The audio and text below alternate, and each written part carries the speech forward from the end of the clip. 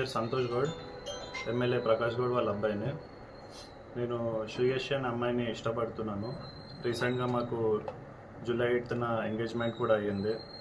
ఇదంతా మా పేరెంట్స్కి తెలుసు, వాళ్ళ కన్సర్న్ ఉంది, వాళ్ళు ఒప్పుకున్నారు. అంటే వాళ్ళు ఓన్గా చేయడానికి అగ్రీ చేయలేదు, కానీ నీకు ఇష్టం ఉంది కాబట్టి నువ్వు చేసుకోవచ్చు, నీకు పర్మిషన్ ఇస్తున్నా అని చెప్పారు. అలా మేము మా అత్తమ్మతో మేము వాళ్ళ ఫ్యామిలీ కలిసి ఎంగేజ్మెంట్ చేసుకున్నాము, పబ్లికల్లీ చేసుకున్నాం, అందరికి తెలుసు, ఇంట్లో కూడా తెలుసు అందరికీ. నేను ఆల్మోస్ట్ ఇక్కడ 1 month అవుతుంది ఇక్కడ ఉండి, వీళ్ళ ఇంట్లోనే ఉంటున్నాం, మా ఇంట్లో కూడా తెలుసు, అందరికీ తెలుసు. కానీ నిన్న కొంతమంది ఒక 40 members అట్లా మా ఇంటిపైకి ఇక్కడ దాడి చేసినారు. ఆ ఎవిడెన్స్ కూడా మీరు ఇక్కడ వెనకాల మొత్తం అటాక్ చేసినాయి, డోర్ పగిలిన అవన్నీ ఇక్కడ ఉన్నాయి. ఇదంతా ఓన్లీ ఈ మ్యాటర్ అమ్మాయి విషయం వల్ల ఇదంతా జరుగుతుంది. తప్పు చేసినట్టు నా మీద నింద చూపుతున్నారు. ఎందుకంటే 1 month అవుతుందండి ఇక్కడ నేనున్నా అని తెలియదా, నేను చేసుకున్నప్పుడు అది తెలియదా, ప్రతి ఒక్కటి తెలుసు. తెలిసి కూడా ఇన్ని రోజులు లేనిది ఇవాళ ఎవరో అప్పులు ఇవ్వాలి అని చెప్పి తెలియని వాళ్ళని పిలిచి మీరు అందరినీ పిటిషన్లు ఇచ్చి ఇంటి మీద ఆడవాళ్ళ మీద దాడి చేసి ఎంతవరకు కరెక్ట్? అసలు పిఎస్లో చెప్పాలి కదా, వాళ్ళన్న కొంచెం మాకు సపోర్ట్ ఇవ్వాలిగా. ఇప్పుడు ఏంది, ఇప్పుడు నేను ముందుకు వచ్చి మాట్లాడినా లైఫ్ మీద ఆశ వదులుకొని మాట్లాడుతున్నా. ఇదైతే 100% చెప్తున్నా. ఇది బయట పబ్లిష్ అయినాక మేము ఏ క్షణమైనా మమ్మల్ని చంపేయచ్చు. ఇది మీకు ఇక నాకైతే ఈడ న్యాయం జరుగుతుంది.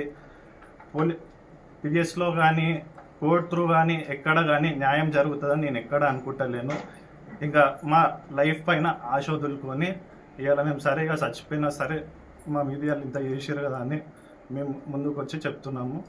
ఇది అయిపోయినాక నెక్స్ట్ మీరు పోయినాక కూడా మమ్మల్ని ఏమని చేయొచ్చు, పబ్లిష్ కాగానే రేపటి వరకు చేయొచ్చు. ఇప్పుడు మన పిఎస్ ఇప్పుడు కూడా పిలవరు, ఆ పిఎస్ దారిలో కూడా చేయొచ్చు, ఏమని చేయొచ్చు. ఇప్పుడైతే మాకు 100% థ్రెట్ ఉంది. ఇక ఎట్లా ముందు నుంచి ఉంది, ఇప్పుడు అని కాదు, ముందు నుంచి కొంచెం ఉండే. ఇప్పుడు ఎట్లా వాళ్ళంతా తెగించినాక ఇంకేముంది, బతకడానికి ఇక్కడ ఏముంది, ఇక ఎట్లా చంపేసేదానికి ఎందుకు అన్నట్టు నేను ముందుకు వచ్చి చెప్పి ఇక ఎట్లా ఇప్పుడు మా ముగ్గురులా మేము చనిపోతే ఇక వాళ్ళు ఎవరు చేయించారో మీకు కాల్ డేట్ అవన్నీ ఇస్తాను, వాళ్ళ వల్లనే నేను చనిపోయినా అని మీరు అందరు రాసుకోవచ్చు.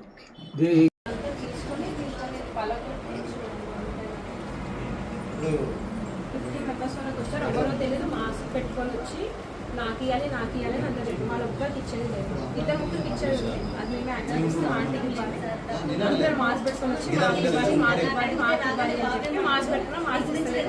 నా ఫోన్లో వీడియో తీస్తే అక్కడ పడేసి ఫోన్ చేస్తే స్విచ్ ఆఫ్ వచ్చింది. సార్ వాళ్ళు ఉన్నారు కదా, వాళ్ళు ఫోన్ పట్టుకున్నారు ఇవ్వండి అంటే అప్పుడు జాయిన్ చేసి అప్పుడు జోబులు ఆయననే చెప్తుండే మాకు వచ్చినాడే